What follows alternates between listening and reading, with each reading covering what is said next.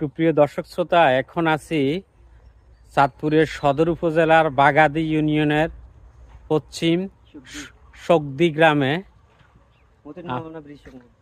আমরা এখানে একটা সামাজিক একটা প্রোগ্রামে পার্টিসিপেট করে একটু ঘুরছি। এখানে চারদিকে যে অ্যাটমসফিয়ার আছে খুব সুন্দর লাগছে। বিশেষ করে চাঁদপুরের এই এলাকাটা, এই গ্রামীণ পরিবেশটা আমাকে খুবই মুগ্ধ করতেছে। আর এখানে ইউনিক বিষয় হচ্ছে যে রাস্তার দুই পাশে হচ্ছে গাছ।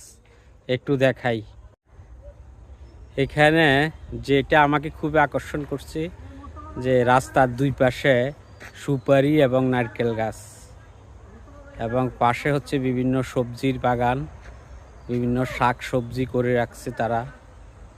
আর রাস্তার দুই পাশে এখানে সারি সারি নারকেলের গাছ আর হচ্ছে সুপারির গাছ।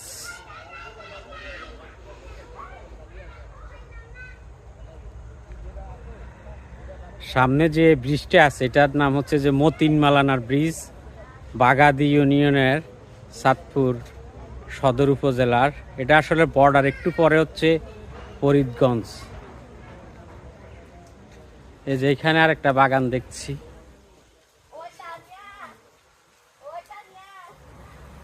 এই গাছগুলি কি আপনারা পরিকল্পিতভাবে লাগাইছেন না এমনিতে? জি, এগুলো আমাদের পরিকল্পিতভাবে লাগাইছি এবং আমাদের পাশাপাশি যাদের জমি আছে সবাই নিয়ে একত্রভাবে করে সুন্দরভাবে। না, আমার কাছে এটা খুবই ইউনিক লাগছে আসলে, রাস্তার দুই পাশে বিভিন্ন, বিশেষ করে নারকেল এবং সুপারির গাছ মনে হয় যেন পরিকল্পিতভাবে না, এটা তো ন্যাচারালি লাগাইছে নাকি?